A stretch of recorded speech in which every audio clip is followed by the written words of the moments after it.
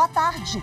Em Santa Catarina, a Justiça concedeu benefício por incapacidade temporária para o trabalho a uma dona de casa. O entendimento foi de que a atividade exercida por ela não é diferente das atribuições exercidas pelos demais trabalhadores domésticos. Eu sou Rafaela Vivas e a decisão da Justiça catarinense é um dos destaques do dia. Agora vamos aos demais. Filho mais novo do ex-presidente Jair Bolsonaro é alvo de operação da Polícia Civil de Brasília. Supremo Tribunal Federal assina acordo de cooperação técnica com 3 órgãos federais para reduzir o número de processos em tramitação na Corte. E ainda, Superior Tribunal de Justiça decide que plano de saúde deve custear criopreservação de óvulos de paciente com câncer até o fim da quimioterapia.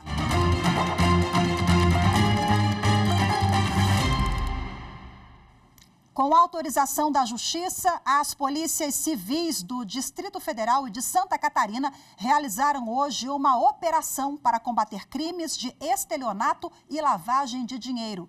Um dos alvos das investigações é Jair Renan, filho mais novo do ex-presidente Jair Bolsonaro. Os policiais foram autorizados a cumprir 2 mandados de prisão e 5 de busca e apreensão no Distrito Federal e em Santa Catarina. No Distrito Federal, as ordens foram cumpridas em 3 locais contra 3 pessoas. O principal alvo é Maciel Alves de Carvalho, acusado de ser o líder de uma organização criminosa que usava laranjas e empresas de fachada para desviar recursos. Ele foi preso. Maciel Alves é instrutor de tiro de Jair Renan, filho mais novo do ex-presidente Jair Bolsonaro. Em Balneário Camboriú, Santa Catarina, os policiais foram a um endereço de outra empresa fantasma usada no esquema. Há informações de que um celular de Jair Renan está entre os itens apreendidos. Segundo as investigações, o esquema criminoso chegou a criar uma pessoa com o nome de Antônio Amâncio Alves Mandarrari para abrir contas bancárias e aparecer como dono das empresas usadas nas fraudes. O delegado Marco Aurélio Santos explica os crimes investigados. A investigação visa reprimir crimes contra a fé pública, crimes contra a ordem tributária do Distrito Federal, associação criminosa e lavagem de capitais. Bom, em nota, a defesa de Jair Renan informou que ainda não teve acesso às investigações. Ainda segundo a defesa, ele está surpreso, mas absolutamente tranquilo com o ocorrido. A 3ª turma do Superior Tribunal de Justiça decidiu que citação por aplicativo de mensagem pode ser válida se der ciência inequívoca da ação judicial. Mais informações na reportagem de Liamara Mendes. A citação por aplicativo de mensagens já faz parte dos procedimentos em vários tribunais. No TJ do Distrito Federal e Territórios, por exemplo, as intimações eletrônicas são realizadas depois da assinatura de adesão prévia e voluntária das partes no processo. Além disso, ao fazer contato pelo aplicativo, o oficial de justiça confirma a identificação da pessoa que está recebendo a mensagem.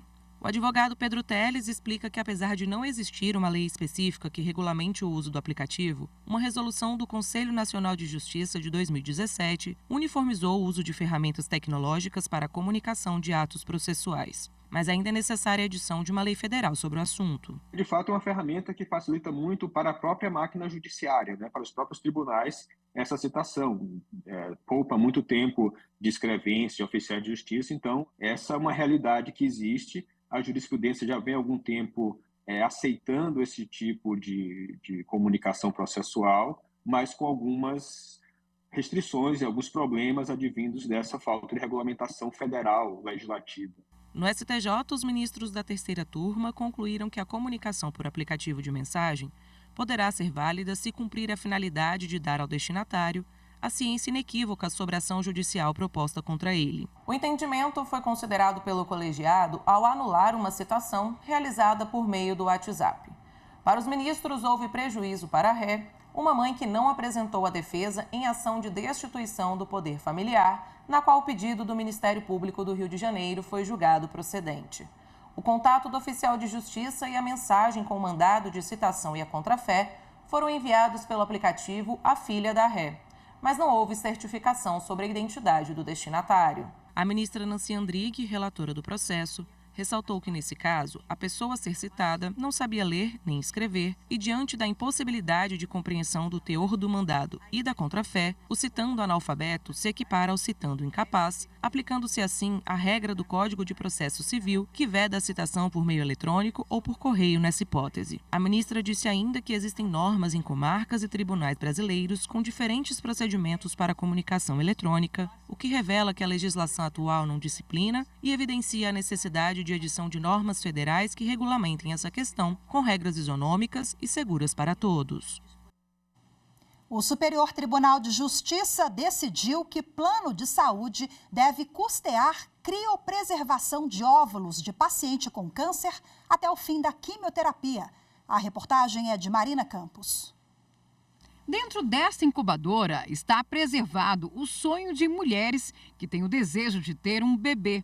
No equipamento estão guardados óvulos que, depois de um procedimento minucioso de análise e limpeza, são congelados neste outro reservatório a baixas temperaturas.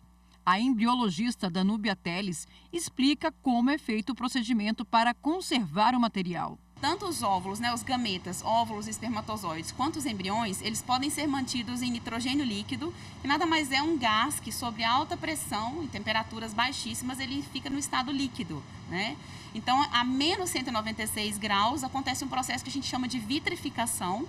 A célula ela passa por um processo de congelamento rápido, que faz com que nada prejudique o desenvolvimento da célula depois.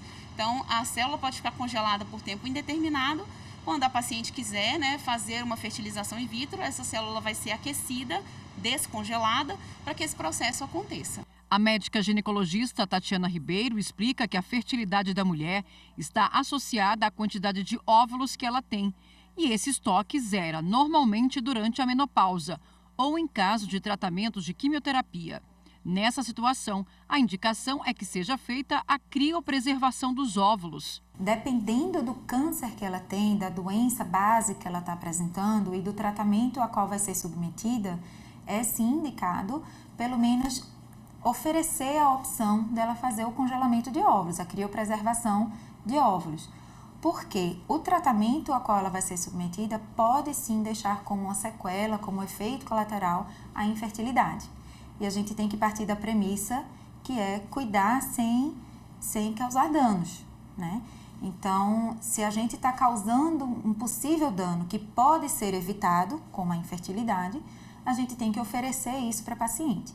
Para o Superior Tribunal de Justiça, se a operadora cobre a quimioterapia para tratar o câncer, também deve fazê-lo com relação à prevenção dos efeitos adversos e previsíveis dela decorrentes, como a infertilidade. Nesse caso, julgado pelo STJ, uma mulher com câncer de mama ajuizou a ação para obrigar a operadora de plano de saúde a custear o procedimento de criopreservação de óvulos para garantir a capacidade reprodutiva dela depois das sessões de quimioterapia.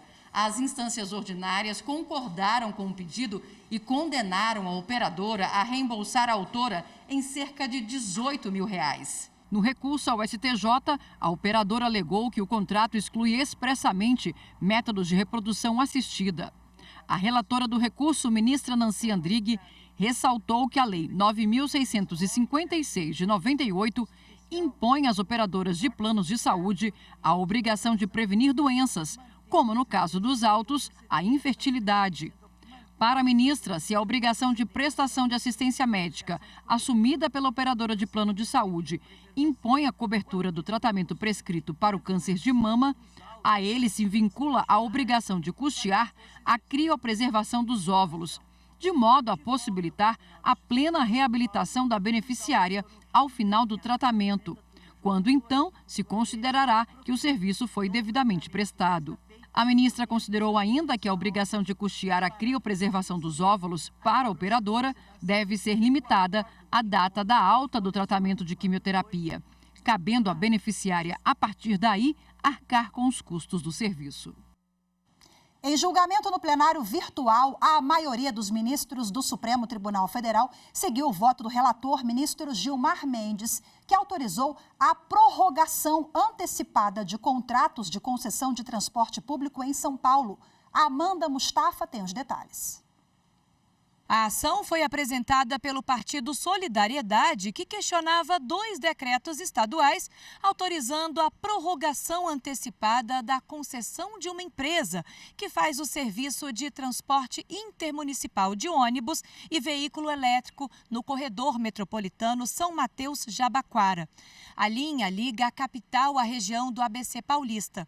O outro decreto questionado foi o que aprovou o regulamento da prorrogação.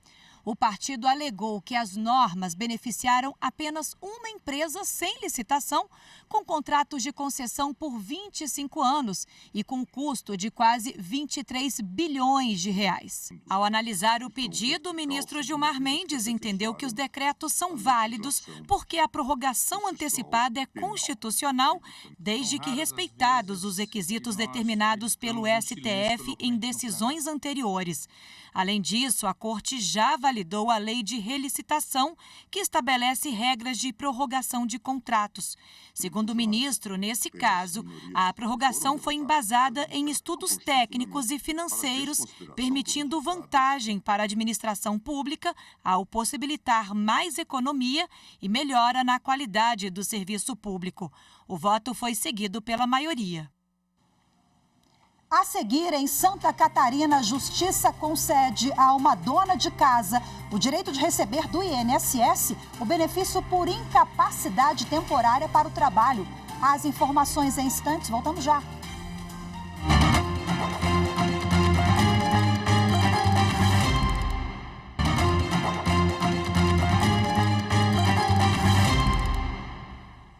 A Justiça de Santa Catarina garantiu a uma dona de casa o direito de receber do INSS o benefício por incapacidade temporária para o trabalho. O protocolo para julgamento com perspectiva de gênero foi usado na avaliação do caso.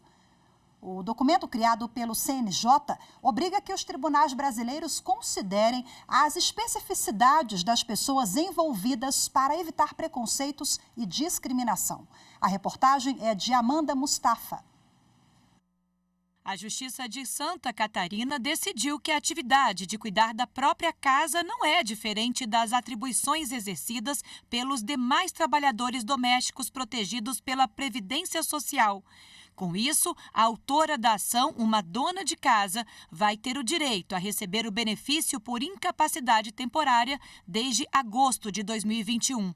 Foi determinado ainda que o pagamento deve permanecer ativo por mais 60 dias a partir da data do julgamento e pode ser prorrogado. Foi reconhecido que parte das atividades exercidas pela autora demandam esforços moderados, especialmente do tronco e dos membros superiores, onde a mulher apresentou problemas. O caso levou em conta o protocolo para julgamento com perspectiva de gênero. O documento foi criado pelo Conselho Nacional de Justiça e começou a ser adotado pelos órgãos do Poder Judiciário no ano passado.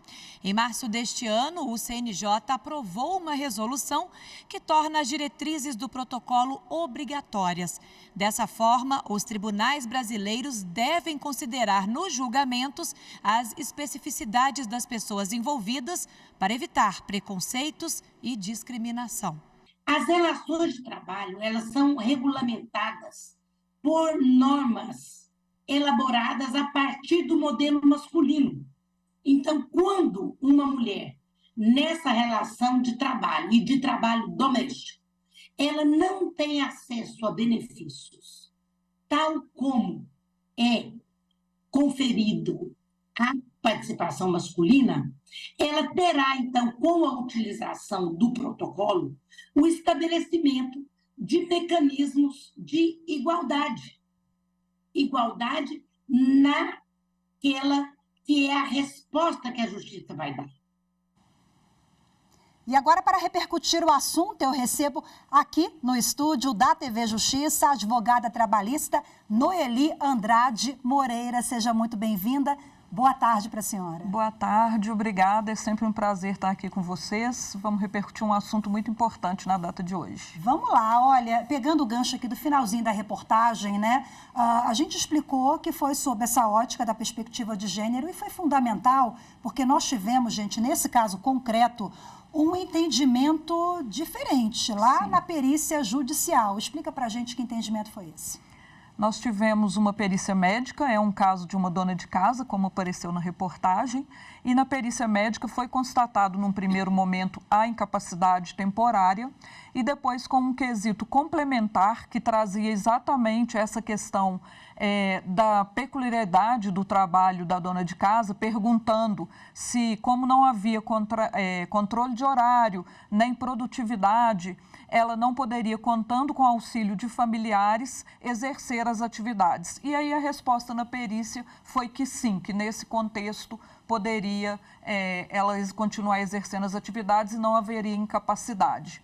A sentença também foi nessa linha, porque é uma prova técnica, o laudo médico, foi na linha de que ela tinha capacidade e negou o benefício. O julgamento já na turma recursal de Santa Catarina foi muito importante porque adotou o protocolo de julgamento com a perspectiva de gênero e colocou luz sobre essa peculiaridade, que às vezes muito além do preconceito e da própria resistência que nós temos pelas questões educacionais, é até um estereótipo mesmo, não chega a ser uma coisa tão grave, mas é o estereótipo da dona de casa que leva a consequência bastante grave, que foi a negativa do benefício. Então, o julgador, adotando o protocolo do CNJ, colocou luz sobre esse quesito e verificou que era o caso, sim, de um tratamento diferenciado pela questão do gênero por ser dona de casa. E aí afastou esse entendimento e alterou o julgado para, então, conceder o benefício sobre essa perspectiva. E o protocolo deve ser adotado em todas as causas trabalhistas, enfim, de todas as perspectivas? Sim. Esse protocolo é de 2021. Agora, em março de 2023, sobreveio a resolução obrigando que todos os tribunais adotem. E a questão da diferenciação de gênero permeia a nossa sociedade em todos os assuntos. Então, realmente, ele deve ser adotado na esfera criminal, que a violência contra a mulher já é bastante vista, na esfera trabalhista, previdenciária, civil, nas questões indenizatórias. Então, a gente sempre faz o paralelo, né, eu que sempre uso óculos, de que o protocolo veio funcionar realmente como um óculos para a pessoa que, às vezes, você enxerga, mas você não vê a ótica daquele indivíduo. Ao colocar o óculos, traz para perto da gente as características mais importantes da situação e aí, para o julgador, isso faz muita diferença ao analisar as provas e o caso que está sendo posto a julgamento. Perfeito. Essa dona de casa, ela conseguiu ter acesso a esse benefício da incapacidade temporária. Em linhas gerais, quem tem direito? A gente está falando aqui do contribuinte facultativo, então qualquer pessoa com mais de 16 anos que não tem atividade remunerada e contribua para o INSS tem direito a buscar o benefício sempre que tiver uma doença que o impossibilite de trabalhar temporariamente. Esse caso concreto não quer dizer que agora as donas de casa vão procurar o Poder Judiciário e vão conseguir. Cada caso é um caso, a gente sabe, e podemos dizer que já há uma construção de jurisprudência nesse sentido ou estamos caminhando para ainda? Estamos caminhando, mas com certeza é um julgado muito importante e, para além disso, né, é importante a gente chamar a atenção que hoje o Judiciário está realmente engajado nessa perspectiva. Então, como eu disse no início, hoje nem são só as donas de casa, temos também donos de casa, né, nessa questão do gênero. Então, é um trabalho como qualquer outro e essa luz do protocolo sob essa perspectiva é muito importante, porque realmente vai averiguar como um trabalhador doméstico e não como uma dona de casa com aquele estereótipo que a gente tem, que a pessoa só faz a hora que ela quer, na medida que ela quer. A questão do controle de horário é muito fácil da gente visualizar, né? Todos nós temos um lar. Então, claro que existe horário. Eu não posso querer fazer o almoço às 17 horas. Se eu tenho criança em casa, eu tenho horário para finalizar as tarefas. Então, a perspectiva do protocolo é exatamente essa. Aproximar dessa realidade que para as mulheres ainda são bastante presentes, né? E trazer, então, à baila para o julgador a ótica de que é importante ver o caso concreto. Perfeito, muito obrigada pela sua participação aqui ao vivo conosco na Rádio e TV Justiça. Muito obrigada pela presença, pelas reflexões todas. Boa tarde. Eu que agradeço aí o convite. Boa tarde. A seguir, Supremo Tribunal Federal celebra acordo para racionalizar trâmite de processos. Os detalhes em instantes, voltamos já.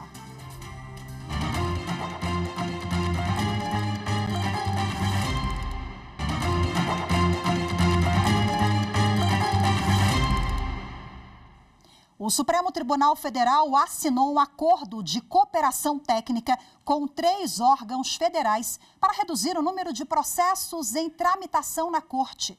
Os detalhes na reportagem de Viviane Novaes. O acordo foi assinado entre STF, Advocacia Geral da União, Procuradoria-Geral da Fazenda Nacional e Procuradoria-Geral Federal. O trabalho tem o objetivo de reduzir os processos desses órgãos que tramitam na Suprema Corte, prevenir litígios e tornar o trâmite dos processos mais efetivo. Nós fazemos um mapeamento quantitativo e qualitativo de todas as ações judiciais, em todas as áreas de atuação, perante os tribunais superiores e agora perante o Supremo Tribunal Federal. Uma vez olhado todos os processos, uma vez identificado todos os processos que nós temos, nós olhamos aqueles que já têm uma jurisprudência desfavorável ao ente público, ou seja, não tem por que continuar insistindo naquela tese, já que a jurisprudência se consolidou em sentido contrário, ou mesmo um processo que tem alguma deficiência de instrução. Então, nesse caso, a gente desiste do processo se adequando à jurisprudência pacífica e não só desistimos do processo, como a gente orienta todos os nossos órgãos de atuação, desde a primeira instância, para seguirem aquela jurisprudência. Os órgãos já assinaram um acordo semelhante com o Superior Tribunal de Justiça em 2020. Até hoje, só a Procuradoria-Geral Federal desistiu de 2 milhões de processos. Quando abrimos espaço, então, aqui na Suprema Corte, para um trabalho em colaboração, a gente pensa sempre em consensualidade, em redução de litigiosidade, em facilidade do trâmite e que, no fim das contas, colabora para que a jurisdição chegue mais fácil e mais rápido naquelas pessoas que estão esperando e devolve para a sociedade brasileira o que ela espera da gente. Termina hoje a 3ª edição do projeto Imersão, Precedentes na Prática.